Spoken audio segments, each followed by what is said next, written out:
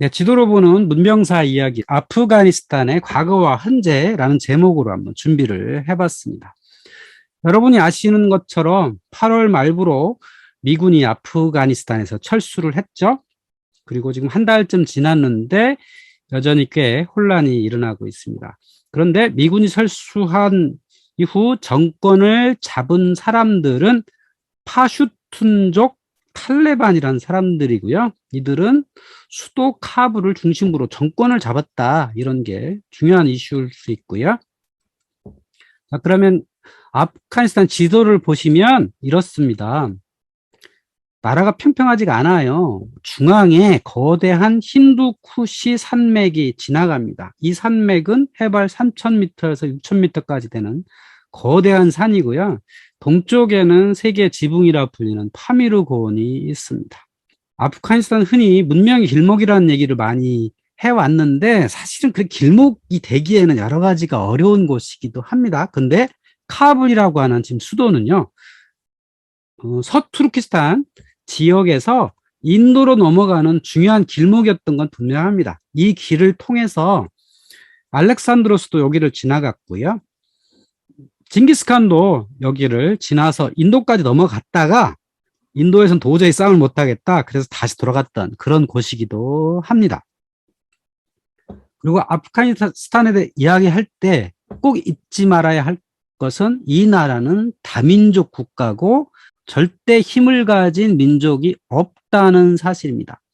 그러니까 탈레반이란 사람들은 파슈툰족의 일원이고요. 이 사람들은 현재 전 인구의 42% 뿐입니다. 그리고 북쪽에 타지크족이 17%, 우즈벡족이 9%, 하자라스가 9%고 기타 10여 개 부족이 23%를 구성하고 있습니다. 왜 이렇게 이 나라에 부족이 많냐면 이 산 때문에 그렇습니다. 부족이 많은 나라는 대체로 산이 높아요. 그래서 이 산이 있는 곳에 계곡이 있잖아요. 그 계곡에 한 부족이 있다고 보시면 돼요. 그러니까 평지면 말이 다 통해가지고 부족이 없어지거든요. 근데 산이 높으면 이 계곡 속에 하나의 부족들이 살아요. 그러니까 언어가 다르고 문화가 다르다는 거예요. 그런데 오늘날 정권을 잡은 이 파슈툰족은 본래 한 4천만 명쯤 되는데 2,500만이 파키스탄에 있고 1,500만이 아프가니스탄에 있습니다. 그러니까 파슈툰족이 분리되어 있다는 뜻이에요. 그럼 분리를 누가 했냐? 영국인들이 한 거죠. 영국인들이 이 지역에 19세기부터 침범을 해와가지고 1차, 2차, 3차 전쟁을 했어요. 그러다가 국경을 그었죠. 그래서 파슈툰족이 둘로 나눠져 있다. 이렇게 볼 수가 있는 거고요. 그렇다면 파슈툰족은 앞으로 어떤 미래를 가질 것인가를 본다면 주변 국가와의 관계가 중요하겠죠. 그 주변에 어떤 나라가 있냐 보면 서쪽에 이란, 그리고 남쪽에 파키스탄, 그리고 인도, 북쪽에 중국, 타지키스탄, 우즈베키스탄, 투르크메니스탄 이런 나라들이 있습니다. 가장 중요한 나라는 파키스탄입니다. 미군이 철수하는데 가장 큰 기여를 한 나라가 어디냐라고 치면 아프가니스탄이 아니고 파키스탄일 겁니다. 뭐 저도 이렇게 들은 정보에 의하면 사실상 파키스탄이 이런 일들을 모두 조장을 했다라고 하는 썰이 있어요. 밝혀진 건 없는데 미국은 현재 지금 파키스탄을 아주 나쁜 나라, 상대하지 말아야 할 나라로 보고 있다고 합니다. 자, 그러면 과연 아프가니스탄은 앞으로 안정될 것인가? 역사상 최근에 있었던 중요한 시점부터 한번 되짚어 보도록 하겠습니다. 이 지역의 역사적 사건들 아니면 큰 변화의 변곡점인 어디냐면 1979년이었습니다. 자, 1979년 이전, 그러니까 1970년대 이전 이슬람 세계가 어땠냐부터 사실은 따져봐야 됩니다. 이때는요, 이 중동 지방에 서구 영향으로 세속화가 진행되고 있었습니다. 여기 지도를 보시면 파란색 나라들은 공화정 그리고 세속주의를 지향하는 나라였고요. 빨간색은 왕정 국가였습니다. 그러니까 세속주의라 함은 종교보다는 국가의 어떤 서구식 법을 체계를 세워서 거기에 맞춰서 운영을 하는 게 일종의 이제 세속주의라 하는 거죠. 그 세속주의의 선두 국가는 터키였죠. 1차 대전 이후에 터키 군부가 세속주의를 지향을 함으로써 그 터키는 유럽의 일원이 되려고 노력을 많이 했죠. 그렇게 해서 국가 경제를 발전시키겠다. 서구를 따라서 우리도 선진국이 돼보자. 이렇게 해가지고 이제 진행이 되었던 거죠. 그래서 터키를 따라서 뭐 시리아, 이라크, 이집트 같은 나라들이 세속주의를 추구해 왔습니다. 또 하나 이란이라는 나라가 있죠. 이란은 왕정 국가였는데 세속주의를 지향을 했죠. 서구와 굉장히 가까웠습니다. 왜? 이란이란 나라에 석유가 많이 나기 때문에 이 석유를 보고 영국 그리고 미국이 이 지역에 와가지고 세속주의를 지향을 하게 된 거죠. 그랬는데 세속주의의 좋은 점은 경제를 발전시키는 거잖아요. 그렇죠? 종교의 힘을 두르고. 자, 문제는 경제를 위주로 정치를 하다 보면 어떤 일이 벌어지냐면 부패하게 마련이죠. 정치인들이 부패하고 빈부격차가 커집니다. 그리고 서구 문화가 침투하니까 어떤 일이 일어나요? 음란, 폭력 이런 것들이 만연하게 되죠. 특히 빈부격차가 굉장히 심화됩니다. 그래서 본래 이 종교인들은 특히 이슬람 사람들은 그런 그 서구식의 그 폭력과 음란 이런 거에 대해서 굉장히 싫어하잖아요. 술도 안 마시는 사람들이니까. 그러니까 이슬람의 교리라는 것은 굉장히 건전해요. 건전한 걸 굉장히 추구를 합니다.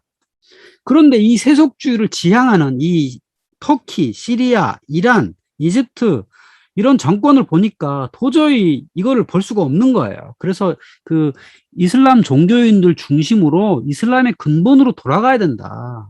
이렇게 가진 것을 석유전을 전부 서구에 뺏기는 이런 것들이 되면 되겠냐라고 해가지고 이 나라를 바꾸자고 하는 운동이 생긴 거예요.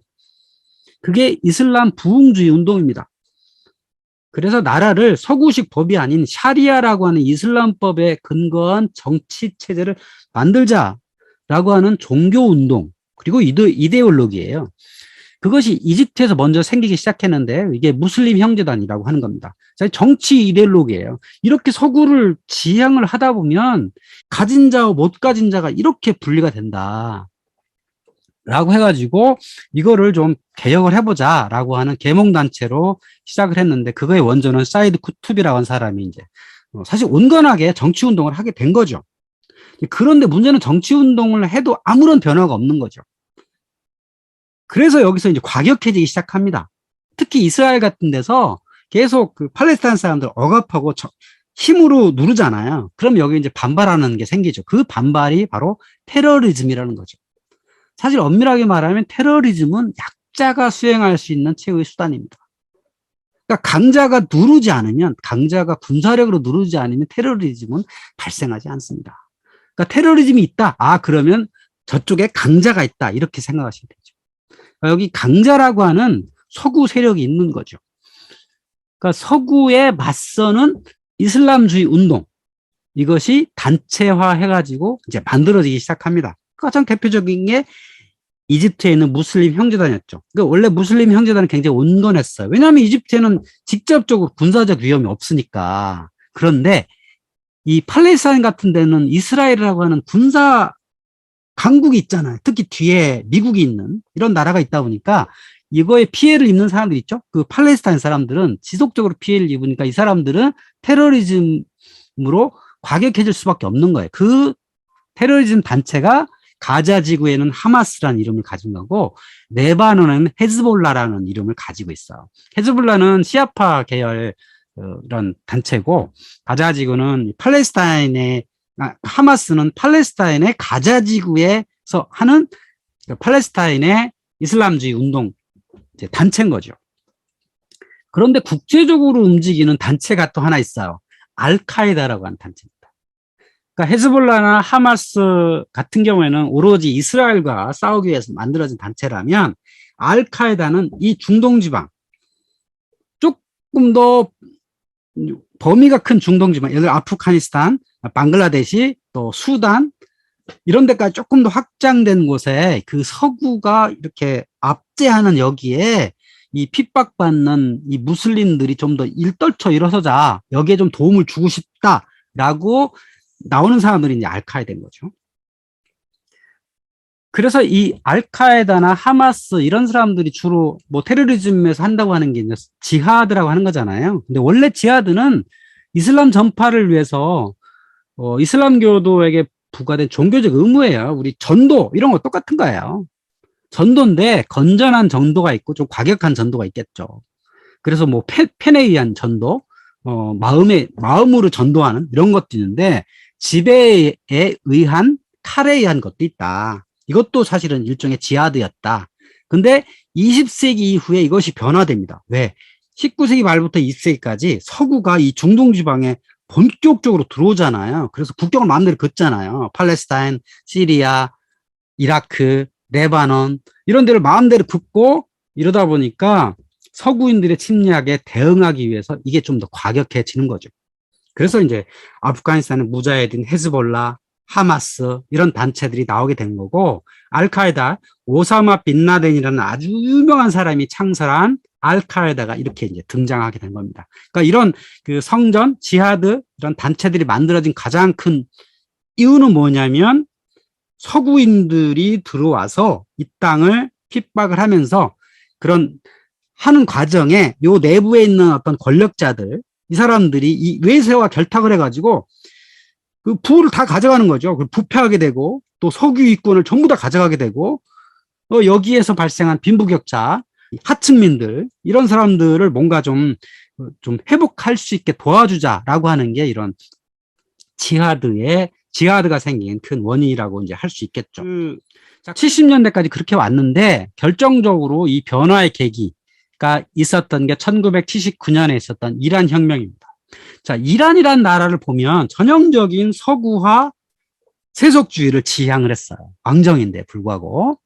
자, 여기 사진에 보시면 1970년대 테헤란의 여성들은 미니스커트를 입고 있잖아요. 근데 이건 테헤란만 그런 거고 시골에는 전혀 그렇지 않았어요. 근데 이 테헤란이라고 하는 도시는 왕정의 이제 수도뿐만 아니라 이 서구의 착취의 어떤 상징적인 곳이죠. 국왕이 친서방 노선을 했고 원래는 영국이 들어와서 이 땅을 시민 통치까지는 아니었어도 위탁 통치 좀 지지하는 이런 걸로 해왔죠. 그래서 팔레비 국왕이 이제 1954년 이후에는 미국이 들어와서 친민 노선을 견질했는데 여기에 중요한 건 이제 석유가 있는 거죠. 이 석유 이권을 예전에는 영국이 가져갔다가 이제 미국이 들어와서 석유에서 나온 이익의 80%를 미국이 가져가고 20%만 이제 국가에 떨궈요. 근데 그 20%를 다 누가 가져가요? 국민들한테 안 주고 전부 왕권 완정을 위해서 국방비를 증액하고 거기에만 쓰니까 당연히 인플레는 막 올라가고 생필품 부족하고 물가 올라가고 이러면서 상대적 빈곤 이런 것들이 많이 생길 수밖에 없는 거예요. 가진 자, 못 가진 자가 너무 차이가 크게 되는 거죠. 여기에서 이슬람 또는 이슬람 부흥운동 또는 민족주의가 일어나게 된 거죠. 자, 그래서 1979년에 이게 폭발합니다. 이게 바로 혁명 그리고 미 대사관 인지 사건이에요. 미 대사관에 대학생들이 들어가 가지고 여기를 거의 1년 동안 미국인 50여 명을 억류했던 그런 유명한 사건이죠. 그래서 이거를 미국이 좀 해결해 보려고 하다가 해결은 못하고 나중에 물론 풀려나긴 했습니다만은 결국 이때부터 미국과 이란의 관계는 최악이 됩니다. 그리고 이란이 어떤 나라가 되었냐면 이슬람 국가가 되었습니다. 이슬람의 지도자가 국가의 최고 지도자가 되는 샤리아 법에 의한 통치 체제가 만들어진 최초의 국가가 된 겁니다. 그러니까 이 지역에 살던 많은 이슬람인들은 이 땅을 핍박하는 서구를 몰아냈다고 하는 희망을 갖게 된 거죠. 자, 그러면 이제 아프가니스탄으로 한번 가보도록 하겠습니다. 자, 아프가니스탄은 19세기에 영국과의 치열한 전쟁, 1차, 2차, 3차 전쟁을 했거든요. 그래서 나름대로 영국을 몰아내기도 하고, 사실 영국이 여기를 지배하기 굉장히 힘듭니다. 왜냐면 산이 워낙 높고, 계곡이 깊어가지고, 여기를 어떻게 해볼 수가 없어요. 그래서 나름대로 아프가니스탄 국가가 만들어지고, 20세기 초반에 오면 왕정이 생겨요. 아프가니스탄 왕국이 1926년부터 1973년까지 이렇게 만들어졌습니다. 그래서 제가 나쁘지 않았던 아프가니스탄 왕국이라고 한번 붙여봤어요. 뭐 그렇게 대단히 뭐 잘 살거나 뭐 그렇지는 않아도 그렇게 나쁘진 않았던 시절이다. 그래서 여기 사진에서 보시면 간단한 공장도 있고 여학생들이 치마 입고 다니는 경우도 있고 꽤 자유로워 보이는 이런 사진들 있죠. 그래서 1919년 8월 19일에 독립국가가 선포돼가지고 이런 현재 국경이 만들어졌고 1947년에 파키스탄이라는 땅이 생겨납니다. 사실 파키스탄은 오로지 종교적 목적으로 만들어진 나라죠. 영국이 지배했던 인도 대륙 중에서 인도는 힌두교 위주로 되고 파키스탄과 방글라데시는 이슬람 중심으로 나라가 만들어지죠. 그래서 파키스탄이 이슬람 국가가 돼요. 그 중에서 파슈툰족이 이렇게 둘로 분리돼 가지고 아프가니스탄과 파키스탄 둘로 나눠지는 이런 이제 상황이 된 거고, 그래서 이 아프가니스탄 왕국 시절에는 꽤 나쁘지 않았는데 왜 나쁘지 않았냐면 냉전 시기, 그러니까 2차 대전 이후에 미국과 소련이 치열하게 냉전을 벌이고 있을 때 양쪽에 조금씩 줄타기를 했어요. 친미, 친소를 왔다 갔다 한 거예요. 그러면서 경제적 지원을 받은 거죠. 그러니까 남쪽 파키스탄이나 뭐 이란 쪽은 친미고 아프가니스탄 북쪽은 그 소련의 위성 국가이다 스탄 국가였거든요. 우즈베키스탄, 투르크메니스탄, 스탄 국가였기 때문에 딱 경계선에 있는 거예요. 미소 경계선에 있었기 때문에 양쪽을 왔다 갔다 하면서 두 나라의 경제적 지원을 받아가지고 나쁘지 않았다. 그래서 여기 사진이 그런 때만 만들어졌다. 근데 아프가니스탄의 결정적인 오해는 이런 여학생들의 자유로운 모습 이런 것들은 오로지 수도 카불에서만 있었던 상황이었다고 하는 것. 앞에서 이란에 설명할 때도 설명을 드렸는데 이란도 마찬가지예요. 이란의 테헤란의 그 자유로운 모습은 사실은 테헤란만 그런 거고 이 수도를 벗어나면 지방으로 가면 지방의 어떤 고유의 문화와 연결돼 가지고 상당히 다른 문화를 가지고 있었다. 이런 것들을 우리가 이해할 필요가 있습니다. 자, 그랬는데, 자, 1979년, 또 이 1979년이 등장을 합니다. 자, 옆 나라 이란에서는 혁명이 일어나가지고 미국이 나가고 이슬람 국가가 생겨났는데, 자, 1979년에는 소련이 이 아프가니스탄 침공을 합니다. 그럼 소련은 여기를 왜 침공했냐? 아프가니스탄 멀게 있어 침공했냐? 바다로 나가기 위해서 했느냐? 이제 그렇지 않아요. 사실 이때 공산 세력과 소련 공산 세력과 미국이 냉전 중이었잖아요. 그러니까 조금이라도 영역을 넓히려고 자기 세력을 키우려고 노력을 많이 했죠. 근데 마침 이 땅에 친소 공산 정권이 등장을 합니다. 그러니까 1973년에 다우드 칸이라는 사람이 쿠데타를 해가지고 공화국이 됐어요. 그리고 이 사람들이 이제 세속주의를 지향을 한 거죠. 그러니까 친서방, 친미국 세속주의를 지향을 했는데 문제는 이 세속주의라는 게 터키도 지금 그런 일이 벌어지는데요. 사실 세속주의가 우리가 좋아 보이긴 한데 좋을 것 같긴 한데 결국은 여기에 뭐가 있죠? 항상 폭력, 음란 이런 것들이 항상 부패 끼어들 수밖에 없어요. 이제 그거를 이슬람 보수파들은 늘 싫어합니다. 자, 그래서 1973년도에 공화국이 생기고 친서방 세속주의가 있으니까 이슬람 보수파들이 지속적으로 저항을 했어요. 자, 그런 상황에 78년에 친소 공화 정권이 생깁니다. 자, 친소 공화 정권은 여기는 더해요. 여기는 무신론자예요. 그러니까 무신론자는 더 나쁘게 본 겁니다. 이슬람사에서는 가장 나쁜 사람들은 무신론자입니다. 오히려 이교도보다 더 나쁜 사람들은 무신론자예요. 자, 그러니까 78년에 친소 공산 정권이 탄생을 하니까 아예 이 이슬람 보수파들이 저 무신론자를 몰아내기 위해서 단체를 만들었어요. 그게 바로 무자헤딘이라고 하는 겁니다.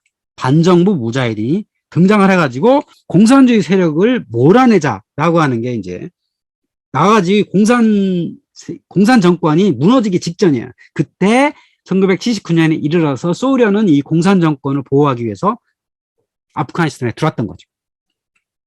자, 그래서 소련군에 저항하며 등장한 민간 의병대를 무자헤딘이라고 부릅니다. 그러니까 무자헤딘이 특별한 뜻이 있는 게 아니에요. 그냥 전사, 의병대 뭐 이렇게 부르면 돼요. 자, 그런데 이때 이 무자헤딘한테 무기를 대주고 자금을 대준 게 누굴까요? 네, 미국입니다. 미국이 대놓고는 안 하고 뒤로 CIA가 도와줘가지고 이들을 도와줍니다. 자, 이 옆에 사진에 보시면 이 남자들 있죠? 총을 든 남자들. 이 사람들의 모자를 좀 자세히 보세요. 이 지역 사람들을 볼 때는요. 자, 모자를 어떤 모자를 썼는지 잘 보시면 좀 특징이 있습니다. 자, 그래서 이 소련이 여기를 10년 동안 싸우다가 도저히 평정을 못하고 철수를 하게 됩니다. 그러니까 소련은 이 땅에서 발붙이기가 사실 어렵습니다. 세속주의 무신론자 정권은 이 이슬람 사회가 강력한 이곳에서 이곳 사람들을 안정시키기가 절대적으로 어렵다고 하는 겁니다. 자, 이 무자헤딘 이런 사람들이 그냥 민병대예요. 그냥 전사들 뿐입니다. 소련이 89년 2월에 철수를 하게 됩니다. 근데 무자헤딘은 특별히 지도자가 없어요. 왜냐하면 각 부족들이 어쨌든 공통의 적이었던 소련군하고 싸우기 위해서 그냥 들고 일어났었을 뿐입니다. 민병대를 뿐이기 때문이죠. 그래가지고 소련이 물러나자 이 무자헤딘 간의 내전이 벌어지게 됩니다. 자, 여기 사진에서 보시면 모자를 다른 거 썼죠? 이 사람들은 탈레반입니다. 자, 탈레반의 본뜻은 학생이란 뜻입니다. 자, 학생은 무슨 학생? 신학교의 학생인 거죠. 이 이슬람 사회는 다 학교가 있어요. 종교학교가 있죠. 우리 기독교 사회도 종교학교가 다 있잖아요. 그 종교학교에 다니는 학생들, 젊은 학생들을 탈레반이라고 불렀던 겁니다.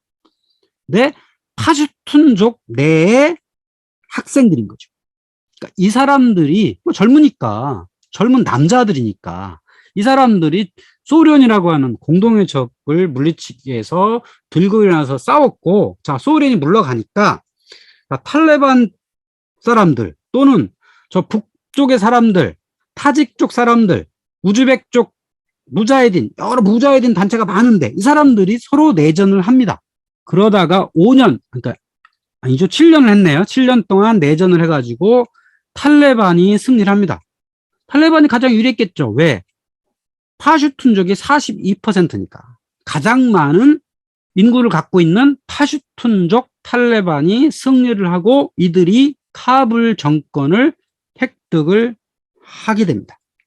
그래서 96년부터 미군이 침공한 2001년까지 샤리아, 그러니까 서구식 법이 있고 이슬람법이 있어요. 이슬람법은 나라마다 달라. 이걸 샤리아라고 부릅니다. 샤리아는 꾸란과 하디스를 기반으로 이제 법이란 걸 만들어요. 그걸 이제 샤리아라고 하는데요. 나라마다 법학자들이 있어가지고 그게 어떤 거다라고 이제 정의를 내려요. 거기에 맞춰서 이제 하는 거죠. 그렇게 해서 이슬람 국가를 2001년까지 운영을 했는데 여기에서 꼭 유념해야 될 것은 이때에도 탈레반이 전 국토를 완벽하게 제압한 건 아니었다고 하는 겁니다. 특히 북부 지방은 전혀 다른 사람들이거든요. 파슈툰족이 아니거든요. 이 지역은 사실 탈레반의 통치 영역 밖에 있었습니다. 그리고 이 시기에 알카에다의 지도자였던 오사마 빈 라덴도 이곳에서 활약했다고 알려져 있습니다. 소련을 몰아내니까 당연히 이 서구, 특히 이 무신론자를 몰아내는데 알카에다가 상당히 기여를 한 거죠. 자기네들이 가장 중요한 사명이잖아요, 알카에다가. 그리고 알카에다는 그럼 자금은 어디서 나올까요? 이 사우디의 부자들이 알카에다를 지원을 많이 했어요. 그래서 결국은 이 알카에다가 상당한 성과를 낸 거죠. 소련이라고 하는 저 서구이자 무신론자들을 몰아냈다고 하는 자부심을 갖게 되겠죠. 자, 그렇게 해서 나름 이슬람 운동이 성과를 얻었나 보다라고 했는데 1990년대에 이 지역에 상당히 큰 일이 벌어집니다. 그러니까 1979년에 이란 혁명에서 이슬람 국가가 만들어졌죠. 그러고 나서 이란이 이라크랑 전쟁을 합니다. 그리고 90년도부터 91년도에 이라크가 쿠웨이트를 침공을 해요. 뭐 이들 사이에는 서로 이제 정치적 헤게모니 싸움이 있어가지고 한 건데 여기에 이제 문제가 발생을 합니다. 여기에 미군이 이제 쿠웨이트를 보호하죠. 그래서 이라크를 몰아냅니다. 이라크를 쿠웨이트에서 철수하게 하고 이때에 사우디, 카타르, 아랍에미레이트, 쿠웨이트 같은 이 지역의 왕정 국가가 미국을 지원합니다. 지금 카타르의 중동 지방에서 가장 큰 미군 기지가 있어요. 사우디에도 있죠. 쿠웨이트에도 있습니다. 그 사우디 왕가가 적극적으로 미국을 지원했습니다. 그러니까 이 지역에 있는 좀 이슬람화에 좀 생각 있는 사람들 입장에서는 상당히 분노하게 됩니다. 사우디, 카타르, UAE 같은 왕정국가가 친서방 노선을 추구하고 이 땅에 미군 기지를 세워준다? 그리고 미국 무기를 지속적으로 사요. 그리고 저기 아주 원수 같은 이스라엘을 미워하지 않습니다. 지금도 사우디하고 이스라엘하고 친하거든요. 자, 그러니까 오사마 빈라덴 같은 이슬람 단체들, 사람들이 이 사우디 왕가를 비난을 합니다. UAE 왕가, 카타르 왕가를 상당히 비난을 하고 이들을 이슬람의 적이라고 규정을 합니다. 그래서 이 이슬람 국가들이 친서방 노선을 추구하는 것에 대해서 굉장히 분노하고 자존심 상하는 일이라고 이들이 생각하게 된 겁니다. 그래서 벌인 일이 뭘까요? 그래서 벌인 일이 바로 9.11 사태인 거죠. 9.11 테러라고 하는 거죠. 뉴욕의 월드 트레이드 타워를 비행기가 가서 폭파하게 된 것. 이게 바로 알카에다와 오사마 빈라덴이라는 사람이 일으킨 것으로 알려져 있죠. 그럼 이들은 왜 그렇게 했냐? 이라크와 쿠웨이트가 싸웠고 이란과 이라크가 싸우는데 여기에 서구라고 하는 세력이 들어왔는데 이 서구를 사우디와 카타르 같은 왕정 국가가 친서방 노선을 추구한다는 거죠. 그러니까 물론 사우디가 믿고 사우디 왕가와 카타르 왕가가 믿긴 하지만 더 미운 건 어디예요? 당연히 미국이죠. 그래서 그 미국을 뭔가 응징을 해야 되겠다. 그래서 이제 월드 트레이드 타워에 테러를 해가지고 존재감을 부각하게 이제 된 거죠. 그래서 이 오사마 빈라덴이라는 사람이 아주 유명해졌죠. 오사마 빈라덴은 사우디 출신이죠. 많이 배우고 부자이고 독실한 와하브파 사우디인입니다. 와하브파는요, 이 수니파 중에서도 가장 원리주의파예요. 그러니까 최초의 이슬람으로 돌아가자 이렇게 생각하는, 기독교에도 복음주의파가 있죠. 성서 기반해서 성서대로 하자 이런 거 비슷한 거예요. 이쪽에도 꾸란과 하디스가 있는 원래 그걸로 돌아가지 왜 자꾸 타락하느냐, 이걸로 돌아가자라고 하는 게 와하브파인데 지금 사우디 왕가는 이 와하브즘을 따라가고 있지 않거든요. 그러니까 자기네 욕심만 차리면서 이 서구와 너무 가까워진다 이거야. 그래서 왕가를 물러나라고 계속 욕을 하다가 결국은 쫓겨나죠. 사우디에서 도저히 뭐 이 사람을 그만 놔두겠어요. 그래서 쫓겨나는데 어디로 가냐면 아프가니스탄으로 갑니다. 그래서 아프가니스탄에서 소련과 싸우는데 상당히 기여를 했고 거기서 나름대로 근거지를 마련해가지고 거기서 있게 되었던 거죠. 여기 이제 알카에다 기인데 요걸 보면 왜 이런 알카에다 기가 나오냐면 요게 그 탈레반의 이번에 정부를 세운 기도 이렇게 생겼어요. 그럼 이 글씨가 뭐냐면 이거예요. 알라는 유일신이고 무함마드는 선지자다. 국기를 이렇게 만들어요. 이슬람인들은 어떤 형상 만드는 것도 다 우상숭배라고 여기기 때문에 국기조차도 서구식 우상숭배라는 거죠. 그래서 이렇게 문자를 가지고 하는 거를 이들은 이제 중요시하게 생각을 하죠. 자, 결국은 9.11이라는 것이 벌어졌죠. 오사마 빈라덴이 주도한 알카에다 중심의 9.11이 벌어졌습니다. 9.11 말고도 여러 지역의 테러를 알카에다가 일으켰어요. 그것이 다른 데서 이제 지역적으로 있다가 결정적으로 거대 제국인 미국의 심장부를 때렸기 때문에 굉장히 큰 이제 일이 되게 된 거죠. 미국으로서는 가만히 있을 수가 없죠. 그래서 오사마 빈라덴을 아프가니스탄 정부한테, 탈레반 정부한테 내놔라.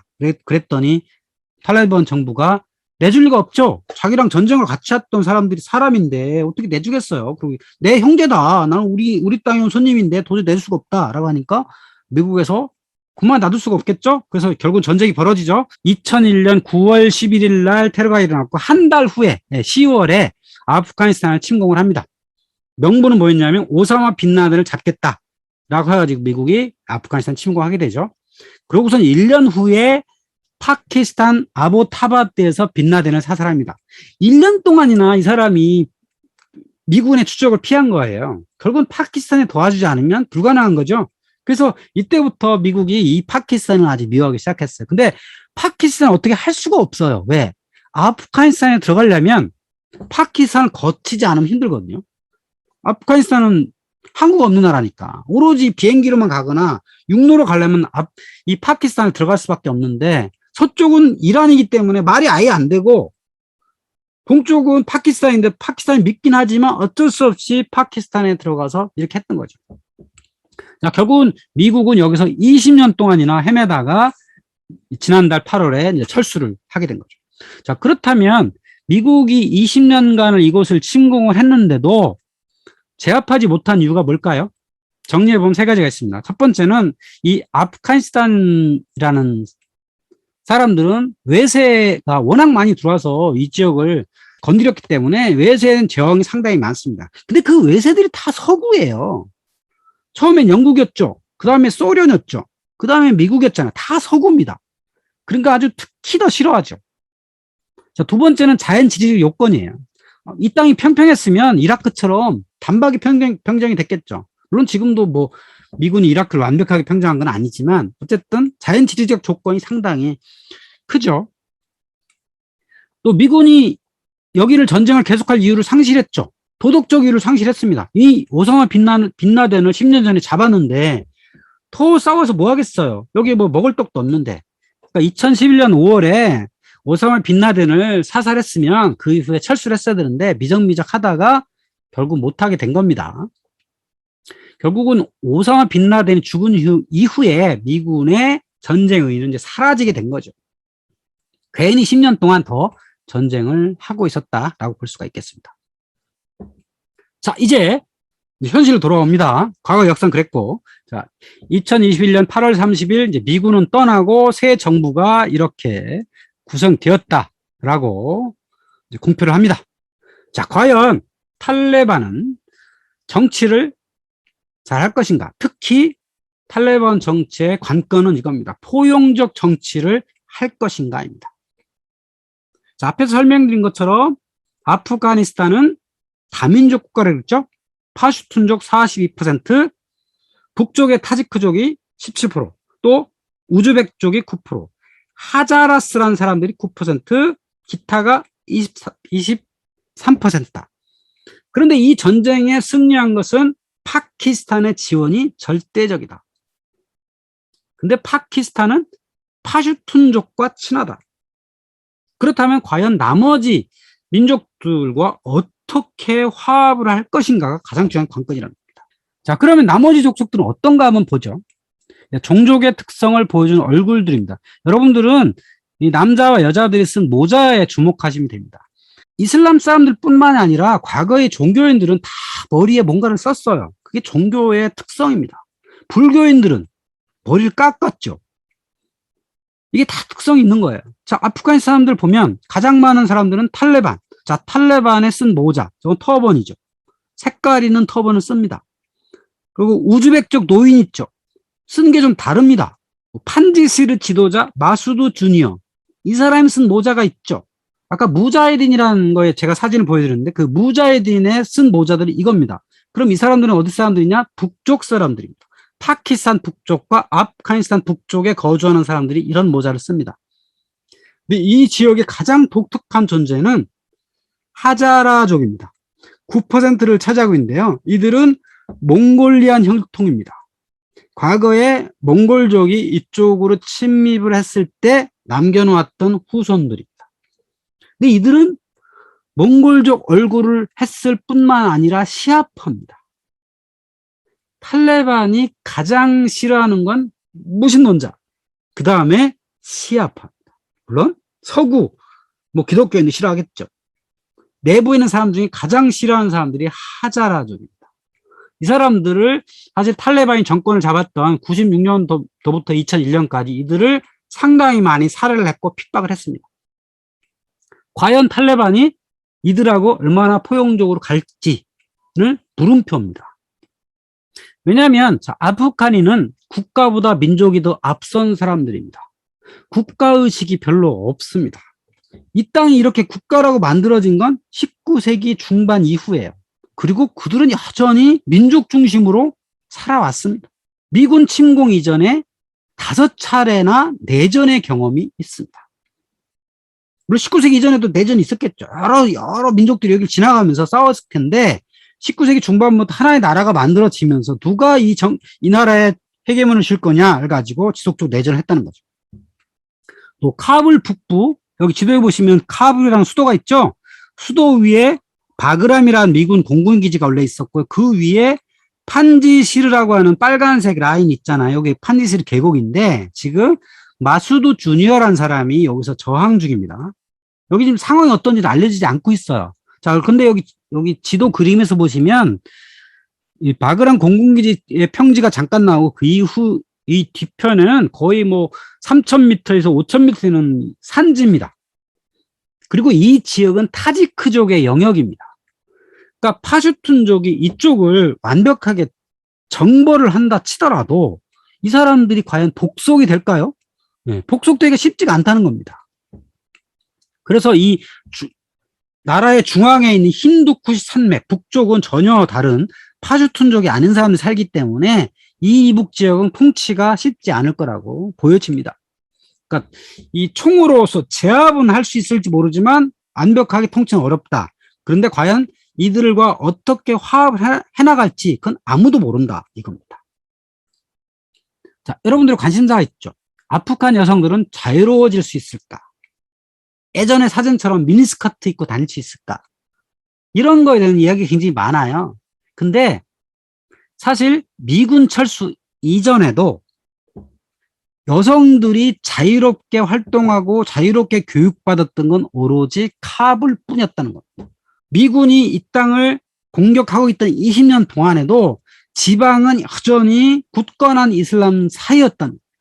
지금 옆 나라 파키스탄도 이슬람 국가거든요. 이슬람 국가예요. 그러니까 아프가니스탄이나 비슷합니다. 눈에 보이는 여기 나오는 여성들이 시위하는 건 오로지 카불뿐이다.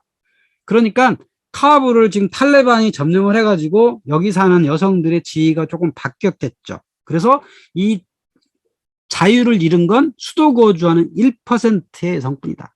큰 변화가 없을 것이다 라고 하는 겁니다. 자, 그러면 여기 이제 여성들이 쓴다고 하는 히잡, 이 뭔지 한번 우리가 한번 보도록 할게요. 히잡도 굉장한 오해가 좀 있는 편이에요. 이제 히잡은 이거보다 종류가 더 많은데요.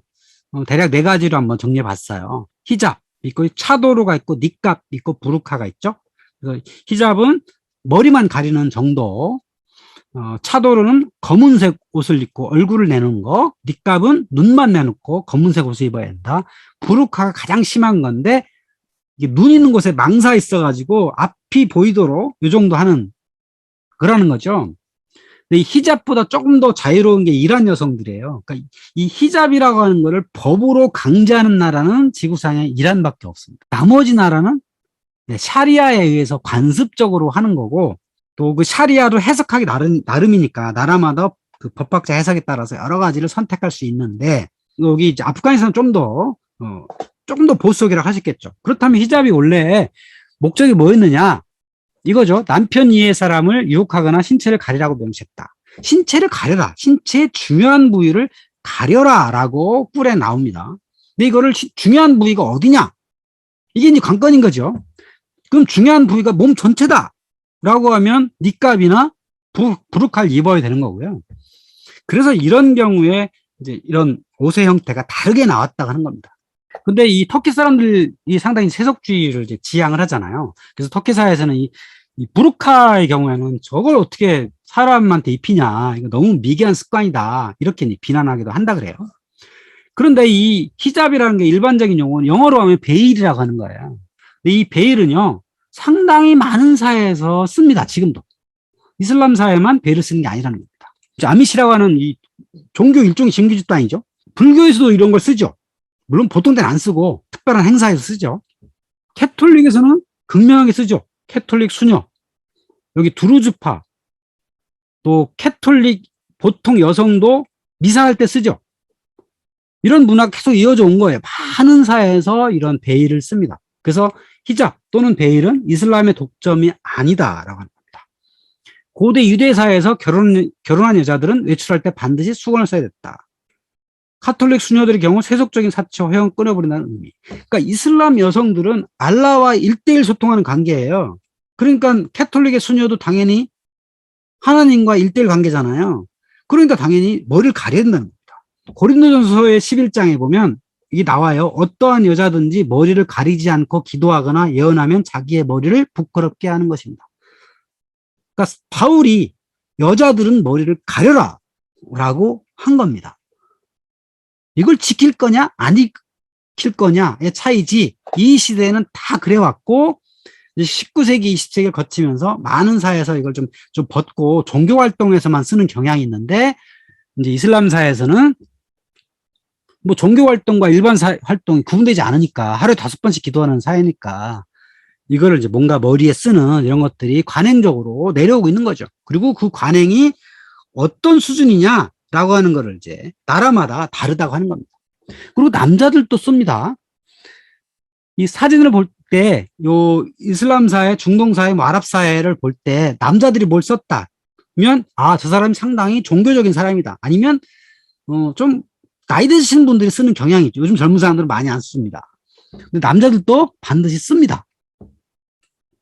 근데 이것도 부족마다, 나라마다, 민족마다 다르죠. 그래서 캐피아, 이깔, 아바야, 페즈, 터번, 시크교도, 이란, 탈레반, 힌두, 예, 종류마다 다 다르다. 그래서 저걸 딱 보면 저건 대충 어느 지역 사람이다라는 걸 이제 구분할 수 있는 겁니다.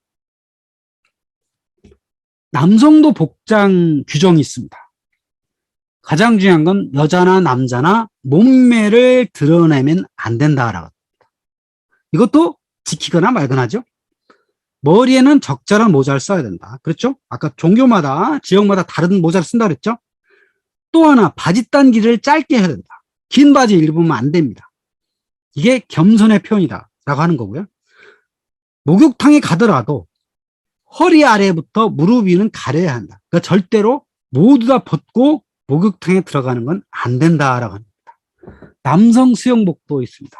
무릎 위부터 허리까지 있는 남성 수영. 이것도 몸매를 드러내면 안 되는 이런 헐렁한 옷을 입어야 되는 거죠.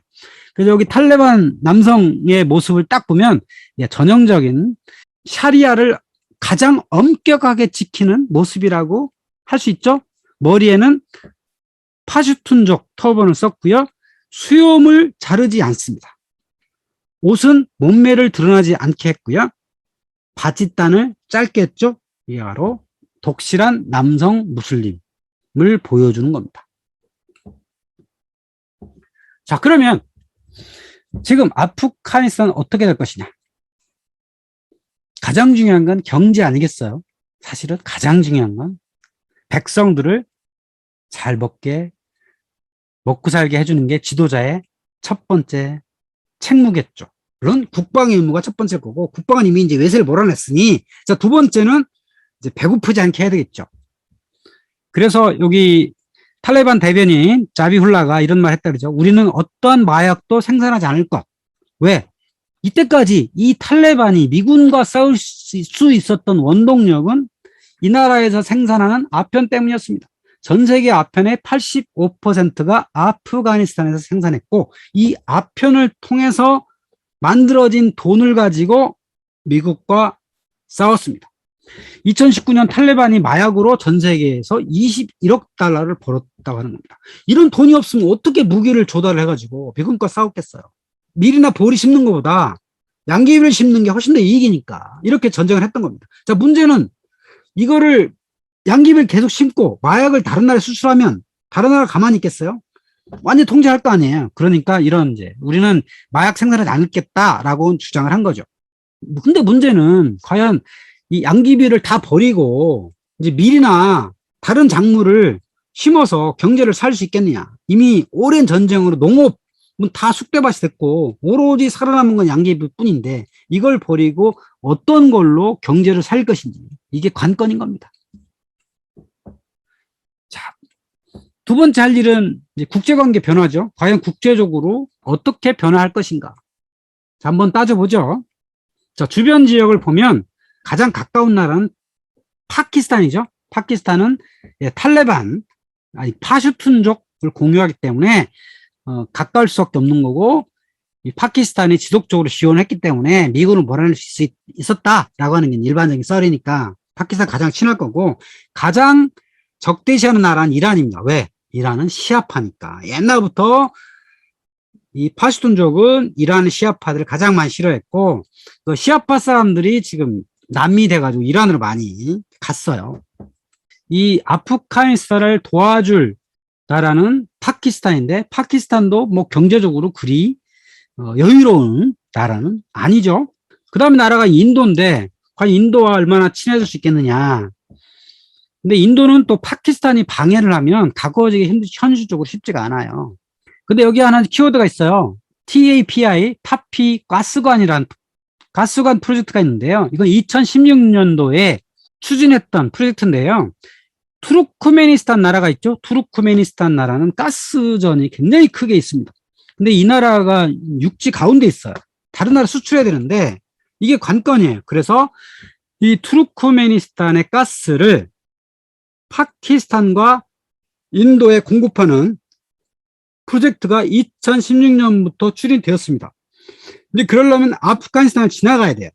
그리고 당연히 아프가니스탄도 에너지가 필요하잖아요. 그러니까 요 가스 파이프라인이 지나가면서 아프가니스탄에 일부 떨어뜨리고 또 파키스탄에도 떨어뜨리고 인도까지 가는 요걸 만들게 되면 거의 통행료 관점 개념으로 가스 얻을 수 있잖아요. 이게 경제에도 상당히 이제 도움이 되겠죠. 이게 과연 추진이 될 것인가? 이게 우리가 좀 관심사로 볼 수 있겠습니다.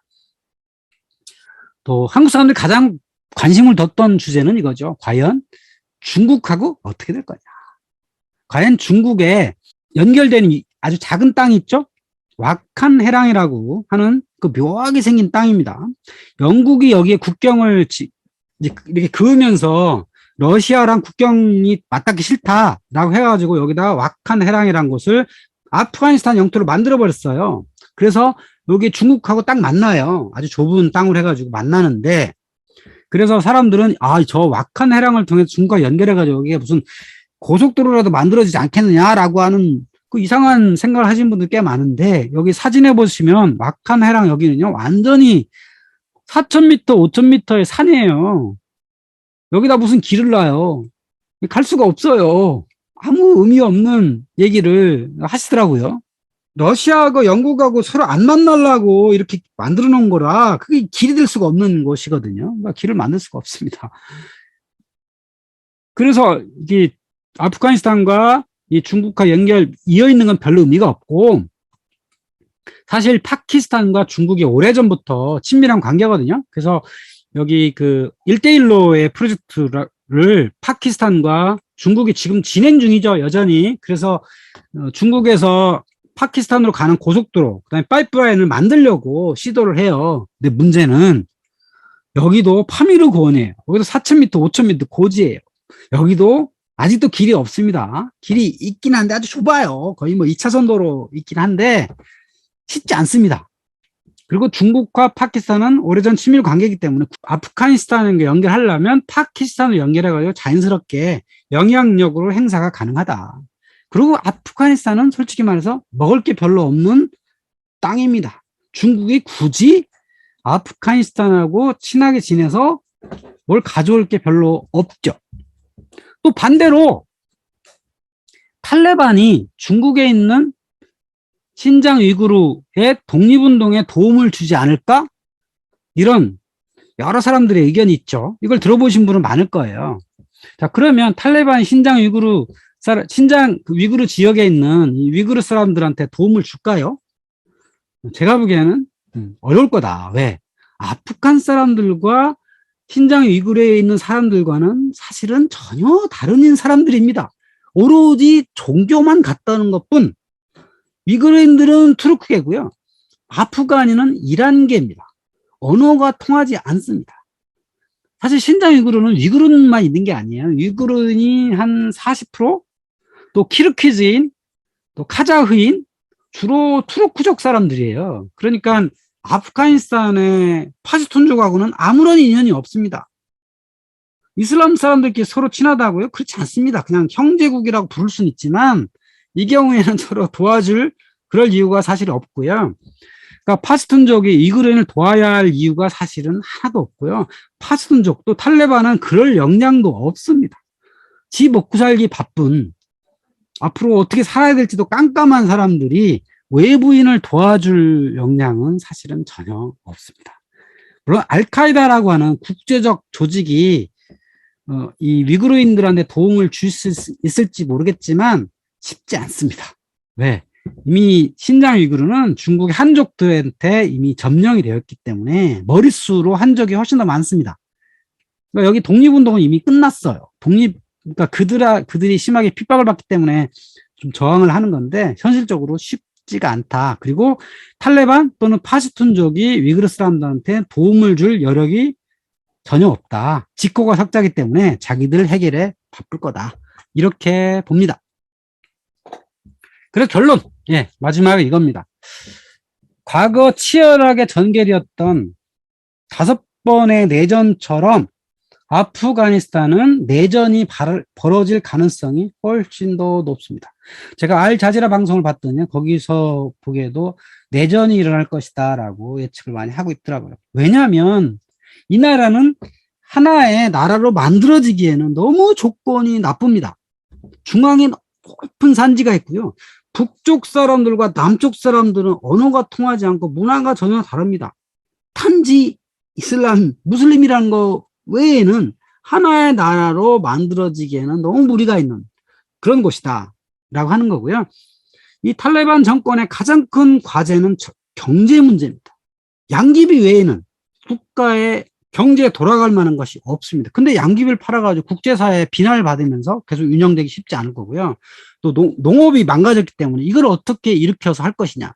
이게 또 관건이기 때문에 그러니까 최선의 방법은 내전이 일어나지 않도록 다른 민족들을 잘 포용해가지고 나라를 일단 안정시키고 결국 국제사회에 도움을 얻어서 이 농업을 회복을 시켜야 그나마 국민들을 배골리지 않고 정권을 유지할 수 있지 않을까 싶습니다. 만약에 이렇지 못하면 또 치열한 내전이 벌어져서 탈레반이 몰락할 그럴 가능성 또는 과거에 미군이 침공하기 전에 이렇게 남북으로 분리돼 가지고 저 북부동맹과 남부의 이 파시툰족 정권이 이렇게 나눠질 때가 있었거든요. 아마 그렇게 될 가능성도 상당히 많이 있다라고 하는 게 제가 본 아프가니스탄의 정세였습니다.